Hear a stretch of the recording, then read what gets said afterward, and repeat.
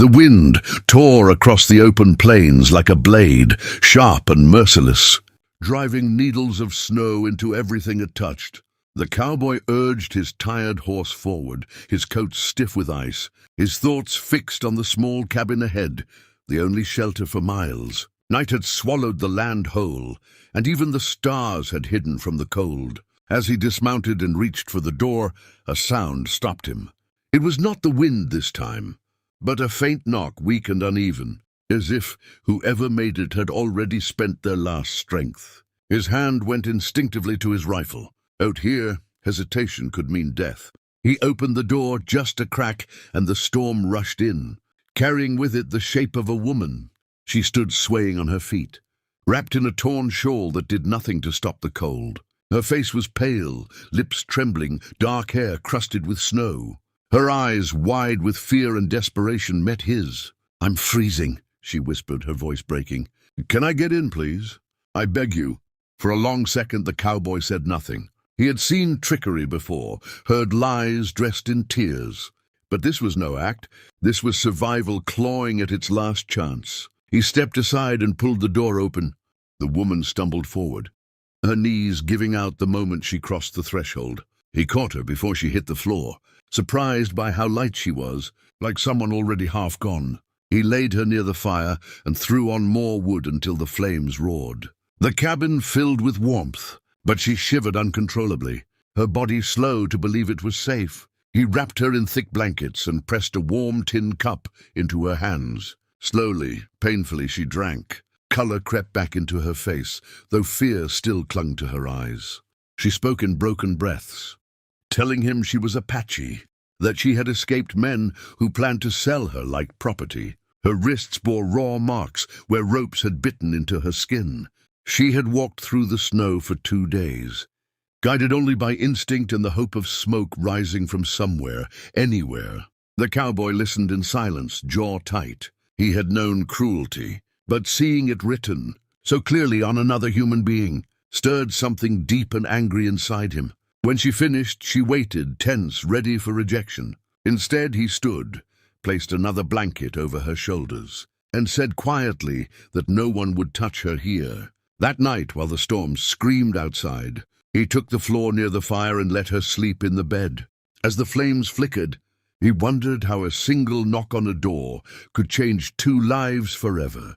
Morning arrived slowly, creeping into the cabin through frost-lined windows, turning the cold glass pale with light. The storm had eased, but the world outside remained silent and white, as if the land itself were holding its breath. The Apache woman woke with a sharp intake of air, her body tensing as memory rushed back. For a moment she did not know where she was. Then she felt the warmth of the blankets, smelled the faint smoke of the fire, and realized she was still alive. She sat up quickly, eyes scanning the room. The cowboy stood near the small table, slicing dried meat and setting it onto a plate. He noticed her movement but did not rush toward her. Instead, he placed the plate down and stepped back, giving her space. The simple gesture eased something tight in her chest. He was careful, she realized, not just with his hands but with her fear. He poured hot water into a cup and set it beside the food. She approached slowly, like someone testing thin ice, then sat. Hunger overcame caution. She ate in silence, each bite bringing strength back into her limbs. When she finally looked up, she met his eyes and nodded once in thanks. She told him her name and spoke of her people, her voice steadier now. She had been taken while traveling with a small group, ambushed by men who saw only profit where there should have been respect. She had escaped at night, cutting her bonds on a jagged stone, running until her legs gave out, then crawling until the cold nearly claimed her. The cabin's light, she said, had felt like a miracle. The cowboy listened without interrupting. He had lived alone long enough to understand silence. When she finished, he told her she could stay until she regained her strength. No conditions, no demands, just time. The days that followed were quiet but meaningful. He showed her where the firewood was kept and how to stack it so it would stay dry. She mended a tear in his coat with careful hands, her movements practiced and precise. At night, they sat near the fire, its glow dancing across the walls, and she sang softly in her language, songs of rivers, of endurance, of spirits that watched over the lost. Trust did not arrive all at once. It grew in small moments, the way she no longer startled when he stood, the way he asked before moving closer. One evening, she finally asked why he had helped her. He stared into the flames for a long time before answering that some lines should never be crossed. No matter how harsh the world became, she held on to those words as she lay down that night, realizing that for the first time since her escape, she was no longer afraid to sleep.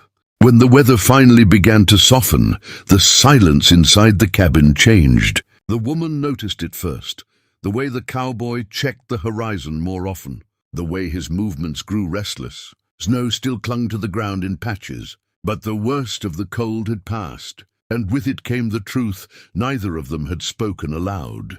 She could not stay hidden forever. One morning, as pale sunlight spilled across the floor, she folded her blanket carefully and set it aside. Her hands trembled, though her voice did not. She told him she would leave before men came searching. She'd already brought him risk simply by surviving. The thought of danger reaching his door weighed heavily on her. Freedom, she believed, meant walking away before she caused harm to someone who had shown her kindness. The cowboy listened, leaning against the table, his expression unreadable. When she finished, he shook his head slowly. He said she would not travel alone again, not through land that punished the weak and hunted the vulnerable. If she wished to go south, he would ride with her. If she wished to reach a settlement, he would see her there safely. The decision, he said, would be hers. His words unsettled her more than fear ever had. Choice was something that had been stolen from her long before she escaped. Now it was being handed back freely without expectation. She turned away to hide the tears that rose uninvited. They left the cabin at dawn 2 days later. The land stretched endlessly before them, harsh and beautiful in equal measure. They rode during the day and camped at night, sharing quiet meals and guarded conversations. On the third night, shadows moved beyond the firelight. Bandits circled, testing their resolve. The cowboy stood firm, his presence calm but unyielding.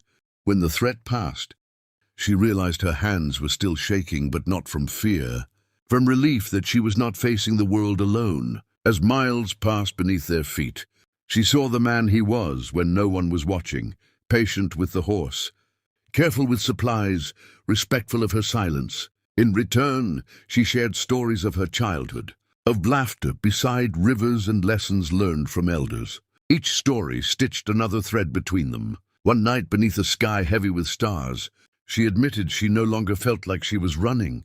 The cowboy smiled faintly and said, "Sometimes survival turned into something stronger when shared." Neither spoke of what lay ahead, but in the quiet between them, something steady and unspoken had already taken root.